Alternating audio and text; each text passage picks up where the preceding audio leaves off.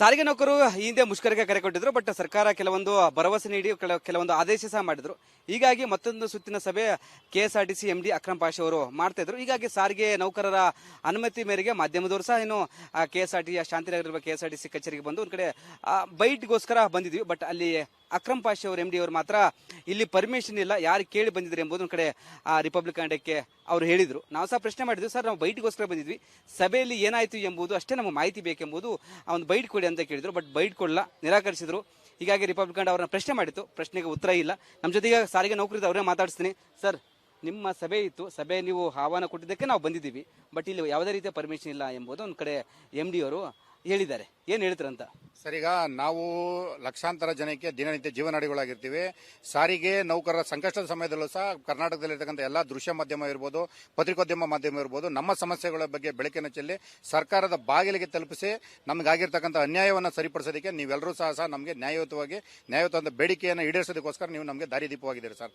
ಹಾಗಾಗಿ ನಾನು ಒಂದು ಕಡೆ ಆಡಳಿತ ಮಂಡಳಿಯನ್ನು ಪ್ರಶ್ನೆ ಮಾಡ್ತೀನಿ. ನೀವು ನಿರ್ಬಂಧ ಇರತಕ್ಕಂಥ ಒಂದು ಕಡೆ ವಿಧಾನಸೌಧದಲ್ಲಿ ಮಾಧ್ಯಮದವ್ರನ್ನ ನಿರ್ಬಂಧ ಇರೋದಕ್ಕೆ ನಿಂತಿದ್ದಾರೆ, ಒಂದು ಕಡೆ ಇಲ್ಲಿ ಕೇಂದ್ರ ಕಚೇರಿಯಲ್ಲಿ ನಿರ್ಬಂಧ ಇರ್ತಾ ಇದ್ದೀರಾ. ಸ್ವಾಮಿ, ಇಲ್ಲಿ ಪ್ರಶ್ನೆನೇ ಮಾಡಬಾರ್ದು ಅಂತಂದ್ರೆ ಆಡಳಿತ ಸಹಾಯನ ಯಾವ ರೀತಿಯಲ್ಲಿ ನಾವು ಕೇಳಬೇಕು ಅಂತಕ್ಕಂಥದ್ದು ಎಕ್ಸ್ಟ್ರಾ ಪ್ರಶ್ನೆ ಆಗ್ತದೆ. ಸರ್, ನೀವು ಸಭೆ ಮಾಡ್ತಿದ್ರಿ, ಸಭೆದು ವಿಷಯನ ನೀವು 1 ಲಕ್ಷ ಜನ ನೌಕರಿದ್ರು ಗೊತ್ತಾಗಬೇಕಲ್ಲ ಏನಾಯ್ತು ಎಂಬುದು. ನೀವು ಆಹ್ವಾನ ಕೊಟ್ಟಿದ್ರೆ ನಾವು ಬಂದಿದ್ದೀವಿ ಅಷ್ಟೇ. ಸರ್, ಇವತ್ತು 1,15,000 ಸಿಬ್ಬಂದಿ ಇದೆ, ಇನ್ಕ್ಲೂಡಿಂಗ್ ನಾವು ಒಂದು 7 ಲಕ್ಷ ಮತದಾರರಿದ್ದೀವಿ. ವಿಷಯ ಏನು ನಡೀತಾ ಇದೆ ಅಂತಕ್ಕಂಥದ್ದನ್ನ ತಿಳಿಸ್ತಕ್ಕಂಥ ಒಂದು ಮಾಧ್ಯಮವನ್ನ ನಿರ್ಬಂಧ ಇರ್ತಾರೆ ಅಂತಂದ್ರೆ ನಮಗೆ ಇದು ಎಕ್ಸ್ಟ್ರಾ ಪ್ರಶ್ನೆ ಕಾಡ್ತಾ ಇದೆ. ಈಗ ಆಲ್ರೆಡಿ ಚಾಲಕ ನಿರ್ವಾಹಕರನ್ನು ಒಳಗಡೆ ಬಿಟ್ಕೊಳ್ತಾ ಇರ್ತಕ್ಕಂಥ ಒಂದು ಸಂದರ್ಭವನ್ನ ಕ್ರಿಯೇಟ್ ಆಗಿದೆ. ಒಂದ್ ಕಡೆ BMTCನಲ್ಲಿ ಆಡಳಿತ ಮಂಡಳಿ ಸೆಕ್ಯೂರಿಟಿ ಆಫೀಸರ್ ಇದ್ದಾರೆ, ಅವರು ಈಗ ಆಲ್ರೆಡಿ ಪೊಲೀಸನ್ನ ತಗೊಬಂದು ಗೇಟ್ ಮುಂದೆ ನಿಂತ್ಕೊಂಡು ಆಡಳಿತ ನಡೆಸ್ತಾ ಇದ್ದಾರೆ. ಈ ರೀತಿಯಲ್ಲಿ ಕಾರ್ಮಿಕರನ್ನ ದಮನಕಾರಿ ನೀತಿ ಮಾಡಿ ಒಂದ್ ಕಡೆ ಮಾಧ್ಯಮದವರು ಸಹ ಪ್ರಶ್ನೆ ಮಾಡಬಾರ್ದು, ಮಾಧ್ಯಮದವ್ರಿಗೂ ನಿರ್ಬಂಧ ಏರಿ ಆಡಳಿತ ಮಾಡಲು ಕೊಟ್ಟಿದೆ ಅಂದ್ರೆ ನಾನು ಸನ್ಮಾನ್ಯ ಸಾರಿಗೆ ಸಚಿವರನ್ನ ಮತ್ತೆ ರಾಜ್ಯದ ಮುಖ್ಯಮಂತ್ರಿಗಳನ್ನ ಕೇಳೋದಕ್ಕೆ ಪ್ರಶ್ನೆ ಮಾಡ್ತಾ ಇದ್ದೀನಿ. ಮಾಧ್ಯಮವನ್ನ ನಿರ್ಬಂಧ ಏರಿ ನೀವು ಯಾವ ಗನಂದಾರಿ ಕೆಲಸವನ್ನ ಸಾಧನೆ ಮಾಡೋದಕ್ಕೆ ಓಟ್ ನಿಂತಿದ್ದೀರಾ ಅಂತಕ್ಕಂಥದ್ದನ್ನ ನಾನು ನೇರವಾಗಿ ಕೇಳೋದಕ್ಕೆ ಇಷ್ಟಪಡ್ತಾ ಇದ್ದೀನಿ ಸರ್. ಯಾಕೆಂತಂದ್ರೆ ಮಾಧ್ಯಮ ಇರತಕ್ಕಂಥದ್ದು ಮುಕ್ತವಾಗಿ ನಡೀತಕ್ಕಂಥ ಸಮಾಜದಲ್ಲಿ ನಡೀತಕ್ಕಂಥ ಆಗುವುಗಳನ್ನ ಸಾರ್ವಜನಿಕರು ತಿಳಿಸೋದಕ್ಕೆ ಹೊರತು ಮುಚ್ಚಿಡ್ತಕ್ಕಂಥ ಕೆಲಸಕ್ಕಲ್ಲ. ಇಲ್ಲೇನು ಮಾಧ್ಯಮದವರು ಏನು ಯಾರು ವ್ಯಾಪಾರಕ್ಕೋಸ್ಕರ ಬಂದಿರಲಿಲ್ಲ, ಮಾಧ್ಯಮದವರು ಬಂದಿರತಕ್ಕಂಥದ್ದು ಲಕ್ಷಾಂತರ ಕಾರ್ಮಿಕರ ಬೆವರಣಿಯ ಪ್ರಕಾರವಾಗಿ ಯಾವ ಬೆಲೆಯನ್ನು ತೆರಬೇಕಾಗಿದೆ, ಬೆಲೆಯನ್ನು ಕೊಡಬೇಕಾಗಿದೆ, ಅದ್ರ ಬಗ್ಗೆ ಹೇಳೋದಕ್ಕೋಸ್ಕರ ಬಂದಿರತಕ್ಕಂಥ ಮಾಧ್ಯಮ ನಿರ್ಬಂಧ ಅವರು ಮಾಡ್ತಾರೆ ಅಂದ್ರೆ ನಾವು ನಿಜವಾಗ್ಲೂ ಕೆಎಸ್ಆರ್ಟಿಸಿ ನೌಕರರ ಸಂಘ ಖಂಡಿಸುತ್ತೆ. ಮುಂದೆನೂ ಸಹ ಮುಖ್ಯಮಂತ್ರಿಗಳಿಗೆ ಮತ್ತೆ ರಾಜ್ಯದ ಸಚಿವರಿಗೆ ಮನವಿ ಮಾಡ್ತೀನಿ, ದಯಮಾಡಿ ಮಾಧ್ಯಮದವ್ರನ್ನ ನಿರ್ಬಂಧ ಇರತಕ್ಕಂಥ ಕೆಲಸವನ್ನ ಎಲ್ಲೂ ಸಹ ಮಾಡಬಾರ್ದು. ಯಾಕಂದ್ರೆ ಇವತ್ತು ಸತ್ಯಾನ್ವೇಷಣೆ ಸಾರ್ವಜನಿಕರು ತಿಳಿಬೇಕು ಅಂತಂದ್ರೆ ಮಾಧ್ಯಮದ ಮುಖಾಂತರನೇ ಹೊರತು ಬೇರೆ ಯಾರ ಮುಖಾಂತರ ಅಲ್ಲ ಅಂತಕ್ಕಂಥದ್ದನ್ನ ನಾನು ನೇರವಾಗಿ ಖಂಡಿಸ್ತೀನಿ ಸರ್. ಎಸ್, ಇದಿಷ್ಟು ಕೆಎಸ್ಆರ್ಟಿಸಿಯ ಅಧ್ಯಕ್ಷರಾದ ಸಂಘಟನೆ ಅಧ್ಯಕ್ಷರಾದ ಜಗದೀಶ್ ಅವರ ಮಾತಾಗಿತ್ತು. ಕ್ಯಾಮರಾ ಪರ್ಸನ್ ಕೃಷ್ಣ ಜೊತೆ ವೀರೇಶ್, ರಿಪಬ್ಲಿಕ್ ಕನ್ನಡ, ಬೆಂಗಳೂರು. ಸಾರಿಗೆ ನೌಕರು ಈ ಹಿಂದೆ ಮುಷ್ಕರಕ್ಕೆ ಕರೆ ಕೊಟ್ಟಿದ್ರು. ಬಟ್ ಸರ್ಕಾರ ಕೆಲವೊಂದು ಭರವಸೆ ನೀಡಿ ಕೆಲವೊಂದು ಆದೇಶ ಸಹ ಮಾಡಿದ್ರು. ಹೀಗಾಗಿ ಮತ್ತೊಂದು ಸುತ್ತಿನ ಸಭೆ ಕೆಎಸ್ಆರ್ಟಿಸಿ ಎಂಡಿ ಅಕ್ರಮ್ ಪಾಷಾ ಅವರು ಮಾಡ್ತಾ ಇದ್ರು. ಹೀಗಾಗಿ ಸಾರಿಗೆ ನೌಕರರ ಅನುಮತಿ ಮೇರೆಗೆ ಮಾಧ್ಯಮದವರು ಸಹ ಇನ್ನು ಕೆಎಸ್ಆರ್ಟಿ ಶಾಂತಿನಗರ ಕೆಎಸ್ಆರ್ಟಿಸಿ ಕಚೇರಿಗೆ ಬಂದು ಒಂದ್ ಕಡೆ ಬೈಟ್ಗೋಸ್ಕರ ಬಂದಿದ್ವಿ. ಬಟ್ ಅಲ್ಲಿ ಅಕ್ರಮ್ ಪಾಷಾ ಅವರು ಎಂಡಿ ಅವರು ಮಾತ್ರ ಇಲ್ಲಿ ಪರ್ಮಿಷನ್ ಇಲ್ಲ, ಯಾರು ಕೇಳಿ ಬಂದಿದ್ರು ಎಂಬುದು ಒಂದ್ ಕಡೆ ರಿಪಬ್ಲಿಕ್ ಡೇಕ್ಕೆ ಅವರು ಹೇಳಿದ್ರು. ನಾವು ಸಹ ಪ್ರಶ್ನೆ ಮಾಡಿದ್ವಿ, ಸರ್ ನಾವು ಬೈಟ್ಗೋಸ್ಕರ ಬಂದಿದ್ವಿ, ಸಭೆಯಲ್ಲಿ ಏನಾಯ್ತು ಎಂಬುದು ಅಷ್ಟೇ ನಮಗೆ ಮಾಹಿತಿ ಬೇಕೆಂಬುದು ಒಂದು ಬೈಟ್ ಕೊಡಿ ಅಂತ ಕೇಳಿದ್ರು. ಬಟ್ ಬೈಟ್ ಕೊಡಲ್ಲ, ನಿರಾಕರಿಸಿದ್ರು.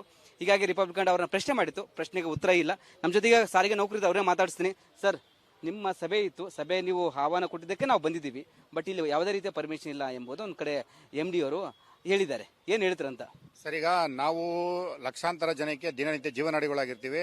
ಸಾರಿಗೆ ನೌಕರರ ಸಂಕಷ್ಟದ ಸಮಯದಲ್ಲೂ ಸಹ ಕರ್ನಾಟಕದಲ್ಲಿರ್ತಕ್ಕಂಥ ಎಲ್ಲ ದೃಶ್ಯ ಮಾಧ್ಯಮ ಇರ್ಬೋದು, ಪತ್ರಿಕೋದ್ಯಮ ಮಾಧ್ಯಮ ಇರ್ಬೋದು, ನಮ್ಮ ಸಮಸ್ಯೆಗಳ ಬಗ್ಗೆ ಬೆಳಕಿನ ಚೆಲ್ಲಿ ಸರ್ಕಾರದ ಬಾಗಿಲಿಗೆ ತಲುಪಿಸಿ ನಮಗಾಗಿರ್ತಕ್ಕಂಥ ಅನ್ಯಾಯವನ್ನು ಸರಿಪಡಿಸೋದಕ್ಕೆ ನೀವೆಲ್ಲರೂ ಸಹ ನಮಗೆ ನ್ಯಾಯಯುತವಾದ ಬೇಡಿಕೆಯನ್ನು ಈಡೇರಿಸೋದಕ್ಕೋಸ್ಕರ ನೀವು ನಮಗೆ ದಾರಿದೀಪವಾಗಿದ್ದೀರಿ ಸರ್.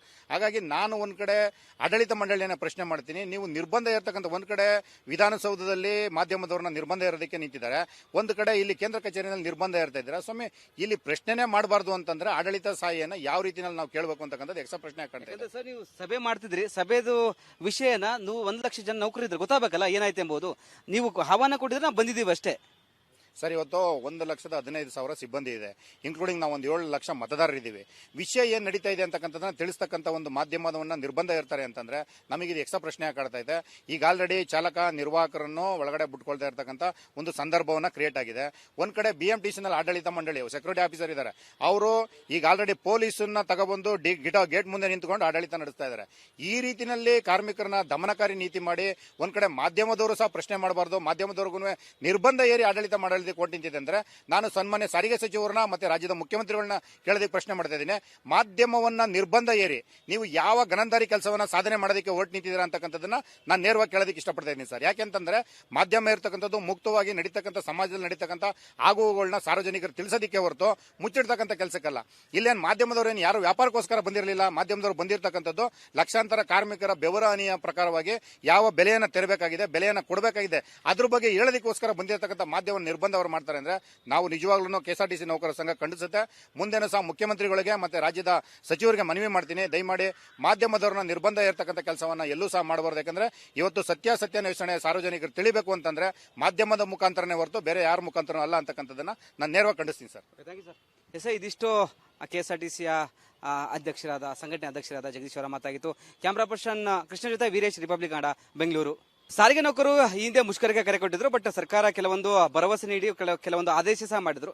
ಹೀಗಾಗಿ ಮತ್ತೊಂದು ಸುತ್ತಿನ ಸಭೆ ಕೆಎಸ್ಆರ್ಟಿಸಿ ಎಂಡಿ ಅಕ್ರಮ್ ಪಾಷಾ ಅವರು ಮಾಡ್ತಾ ಇದ್ರು. ಹೀಗಾಗಿ ಸಾರಿಗೆ ನೌಕರರ ಅನುಮತಿ ಮೇರೆಗೆ ಮಾಧ್ಯಮದವರು ಸಹ ಏನು ಕೆಎಸ್ಆರ್ಟಿಸಿ ಶಾಂತಿನಗರ ಕೆಎಸ್ಆರ್ಟಿಸಿ ಕಚೇರಿಗೆ ಬಂದು ಒಂದ್ ಕಡೆ ಬೈಟ್ಗೋಸ್ಕರ ಬಂದಿದ್ವಿ. ಬಟ್ ಅಲ್ಲಿ ಅಕ್ರಮ್ ಪಾಷಾ ಅವರು ಎಂಡಿ ಅವರು ಮಾತ್ರ ಇಲ್ಲಿ ಪರ್ಮಿಷನ್ ಇಲ್ಲ, ಯಾರು ಕೇಳಿ ಬಂದಿದ್ರು ಎಂಬುದು ಒಂದು ಕಡೆ ರಿಪಬ್ಲಿಕ್ ಕನ್ನಡಕ್ಕೆ ಅವರು ಹೇಳಿದ್ರು. ನಾವು ಸಹ ಪ್ರಶ್ನೆ ಮಾಡಿದ್ವಿ, ಸರ್ ನಾವು ಬೈಟ್ಗೋಸ್ಕರ ಬಂದಿದ್ವಿ, ಸಭೆಯಲ್ಲಿ ಏನಾಯ್ತು ಎಂಬುದು ಅಷ್ಟೇ ನಮಗೆ ಮಾಹಿತಿ ಬೇಕೆಂಬುದು ಒಂದು ಬೈಟ್ ಕೊಡಿ ಅಂತ ಕೇಳಿದ್ರು. ಬಟ್ ಬೈಟ್ ಕೊಡಲ್ಲ, ನಿರಾಕರಿಸಿದ್ರು.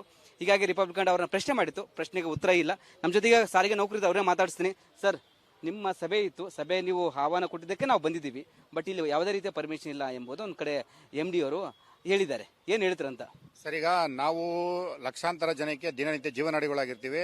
ಸಾರಿಗೆ ನೌಕರರ ಸಂಕಷ್ಟದ ಸಮಯದಲ್ಲೂ ಸಹ ಕರ್ನಾಟಕದಲ್ಲಿರ್ತಕ್ಕಂಥ ಎಲ್ಲ ದೃಶ್ಯ ಮಾಧ್ಯಮ ಇರ್ಬೋದು, ಪತ್ರಿಕೋದ್ಯಮ ಮಾಧ್ಯಮ ಇರ್ಬೋದು, ನಮ್ಮ ಸಮಸ್ಯೆಗಳ ಬಗ್ಗೆ ಬೆಳಕಿನ ಚೆಲ್ಲಿ ಸರ್ಕಾರದ ಬಾಗಿಲಿಗೆ ತಲುಪಿಸಿ ನಮಗಾಗಿರ್ತಕ್ಕಂಥ ಅನ್ಯಾಯವನ್ನು ಸರಿಪಡಿಸೋದಕ್ಕೆ ನೀವೆಲ್ಲರೂ ಸಹ ನಮಗೆ ನ್ಯಾಯಯುತವಾದ ಬೇಡಿಕೆಯನ್ನು ಈಡೇರಿಸೋದಕ್ಕೋಸ್ಕರ ನೀವು ನಮಗೆ ದಾರಿದೀಪವಾಗಿದ್ದೀರಿ ಸರ್. ಹಾಗಾಗಿ ನಾನು ಒಂದು ಕಡೆ ಆಡಳಿತ ಮಂಡಳಿಯನ್ನು ಪ್ರಶ್ನೆ ಮಾಡ್ತೀನಿ. ನೀವು ನಿರ್ಬಂಧ ಇರತಕ್ಕಂಥ ಒಂದು ಕಡೆ ವಿಧಾನಸೌಧದಲ್ಲಿ ಮಾಧ್ಯಮದವ್ರನ್ನ ನಿರ್ಬಂಧ ಇರೋದಕ್ಕೆ ನಿಂತಿದ್ದಾರೆ, ಒಂದು ಕಡೆ ಇಲ್ಲಿ ಕೇಂದ್ರ ಕಚೇರಿಯಲ್ಲಿ ನಿರ್ಬಂಧ ಇರ್ತಾ ಇದ್ದೀರಾ. ಸ್ವಾಮಿ, ಇಲ್ಲಿ ಪ್ರಶ್ನೆನೇ ಮಾಡಬಾರ್ದು ಅಂತಂದ್ರೆ ಆಡಳಿತ ಸಾಹಿಯನ್ನ ಯಾವ ರೀತಿಯಲ್ಲಿ ನಾವು ಕೇಳಬೇಕು ಅಂತಕ್ಕಂಥದ್ದು ಎಕ್ಸ್ಟ್ರಾ ಪ್ರಶ್ನೆ ಆಗ್ತದೆ ಸರ್. ನೀವು ಸಭೆ ಮಾಡ್ತಿದ್ರಿ, ಸಭೆದು ವಿಷಯನ ನೀವು 1 ಲಕ್ಷ ಜನ ನೌಕರು ಇದ್ರೆ ಗೊತ್ತಾಗಬೇಕಲ್ಲ ಏನಾಯ್ತು ಎಂಬುದು. ನೀವು ಆಹ್ವಾನ ಕೊಟ್ಟಿದ್ರೆ ನಾವು ಬಂದಿದ್ದೀವಿ ಅಷ್ಟೇ ಸರ್. ಇವತ್ತು 1,15,000 ಸಿಬ್ಬಂದಿ ಇದೆ, ಇನ್ಕ್ಲೂಡಿಂಗ್ ನಾವು 7 ಲಕ್ಷ ಮತದಾರರಿದ್ದೀವಿ. ವಿಷಯ ಏನ್ ನಡೀತಾ ಇದೆ ಅಂತಕ್ಕಂಥದ್ದನ್ನ ತಿಳಿಸ್ತಕ್ಕಂಥ ಒಂದು ಮಾಧ್ಯಮವನ್ನ ನಿರ್ಬಂಧ ಇರ್ತಾರೆ ಅಂತಂದ್ರೆ ನಮಗೆ ಇದು ಎಕ್ಸ್ಟ್ರಾ ಪ್ರಶ್ನೆ ಕಾಡ್ತಾ ಇದೆ. ಈಗ ಆಲ್ರೆಡಿ ಚಾಲಕ ನಿರ್ವಾಹಕರನ್ನು ಒಳಗಡೆ ಬಿಟ್ಕೊಳ್ತಾ ಇರ್ತಕ್ಕಂಥ ಒಂದು ಸಂದರ್ಭವನ್ನ ಕ್ರಿಯೇಟ್ ಆಗಿದೆ. ಒಂದ್ ಕಡೆ ಬಿಎಂಟಿಸಿನಲ್ಲಿ ಆಡಳಿತ ಮಂಡಳಿ ಸೆಕ್ಯೂರಿಟಿ ಆಫೀಸರ್ ಇದ್ದಾರೆ, ಅವರು ಈಗ ಆಲ್ರೆಡಿ ಪೊಲೀಸನ್ನ ತಗೊಬಂದು ಗೇಟ್ ಮುಂದೆ ನಿಂತ್ಕೊಂಡು ಆಡಳಿತ ನಡೆಸ್ತಾ ಇದ್ದಾರೆ. ಈ ರೀತಿಯಲ್ಲಿ ಕಾರ್ಮಿಕರನ್ನ ದಮನಕಾರಿ ನೀತಿ ಮಾಡಿ ಒಂದ್ ಕಡೆ ಮಾಧ್ಯಮದವರು ಸಹ ಪ್ರಶ್ನೆ ಮಾಡಬಾರ್ದು, ಮಾಧ್ಯಮದವ್ರಿಗೂ ನಿರ್ಬಂಧ ಏರಿ ಆಡಳಿತ ಮಾಡಲು ಕೊಟ್ಟು ನಿಂತಿದೆ ಅಂದ್ರೆ ನಾನು ಸನ್ಮಾನ್ಯ ಸಾರಿಗೆ ಸಚಿವರನ್ನ ಮತ್ತೆ ರಾಜ್ಯದ ಮುಖ್ಯಮಂತ್ರಿಗಳನ್ನ ಕೇಳೋದಕ್ಕೆ ಪ್ರಶ್ನೆ ಮಾಡ್ತಾ ಇದ್ದೀನಿ. ಮಾಧ್ಯಮವನ್ನ ನಿರ್ಬಂಧ ಏರಿ ನೀವು ಯಾವ ಗಣಂದಾರಿ ಕೆಲಸವನ್ನ ಸಾಧನೆ ಮಾಡೋದಕ್ಕೆ ಹೊರಟು ನಿಂತಿದ್ದೀರಾ ಅಂತಕ್ಕಂಥದ್ದನ್ನ ನಾನು ನೇರವಾಗಿ ಕೇಳೋದಕ್ಕೆ ಇಷ್ಟಪಡ್ತಾ ಇದ್ದೀನಿ ಸರ್. ಯಾಕೆಂತಂದ್ರೆ ಮಾಧ್ಯಮ ಇರ್ತಕ್ಕಂಥದ್ದು ಮುಕ್ತವಾಗಿ ನಡೀತಕ್ಕಂಥ ಸಮಾಜದಲ್ಲಿ ನಡೀತಕ್ಕಂಥ ಆಗುವುಗಳನ್ನ ಸಾರ್ವಜನಿಕರು ತಿಳಿಸೋದಕ್ಕೆ ಹೊರತು ಮುಚ್ಚಿಡ್ತಕ್ಕಂಥ ಕೆಲಸಕ್ಕಲ್ಲ. ಇಲ್ಲೇನು ಮಾಧ್ಯಮದವರು ಏನು ಯಾರು ವ್ಯಾಪಾರಕ್ಕೋಸ್ಕರ ಬಂದಿರಲಿಲ್ಲ. ಮಾಧ್ಯಮದವರು ಬಂದಿರತಕ್ಕಂಥದ್ದು ಲಕ್ಷಾಂತರ ಕಾರ್ಮಿಕರ ಬೆವರ ಹನಿಯ ಪ್ರಕಾರವಾಗಿ ಯಾವ ಬೆಲೆಯನ್ನು ತೆರಬೇಕಾಗಿದೆ, ಬೆಲೆಯನ್ನು ಕೊಡಬೇಕಾಗಿದೆ, ಅದ್ರ ಬಗ್ಗೆ ಹೇಳೋದಕ್ಕೋಸ್ಕರ ಬಂದಿರತಕ್ಕಂಥ ಮಾಧ್ಯಮ ನಿರ್ಬಂಧ ಅವರು ಮಾಡ್ತಾರೆ ಅಂದ್ರೆ ನಾವು ನಿಜವಾಗ್ಲೂ ಕೆಎಸ್ಆರ್ಟಿಸಿ ನೌಕರರ ಸಂಘ ಖಂಡಿಸುತ್ತೆ. ಮುಂದೆನೂ ಸಹ ಮುಖ್ಯಮಂತ್ರಿಗಳಿಗೆ ಮತ್ತೆ ರಾಜ್ಯದ ಸಚಿವರಿಗೆ ಮನವಿ ಮಾಡ್ತೀನಿ, ದಯಮಾಡಿ ಮಾಧ್ಯಮದವರನ್ನ ನಿರ್ಬಂಧ ಇರತಕ್ಕಂಥ ಕೆಲಸವನ್ನ ಎಲ್ಲೂ ಸಹ ಮಾಡಬಾರ್ದು. ಯಾಕಂದ್ರೆ ಇವತ್ತು ಸತ್ಯಾನ್ವೇಷಣೆ ಸಾರ್ವಜನಿಕರು ತಿಳಿಬೇಕು ಅಂತಂದ್ರೆ ಮಾಧ್ಯಮದ ಮುಖಾಂತರನೇ ಹೊರತು ಬೇರೆ ಯಾರ ಮುಖಾಂತರ ಅಲ್ಲ ಅಂತಕ್ಕಂಥದ್ದನ್ನ ನಾನು ನೇರವಾಗಿ ಖಂಡಿಸ್ತೀನಿ ಸರ್.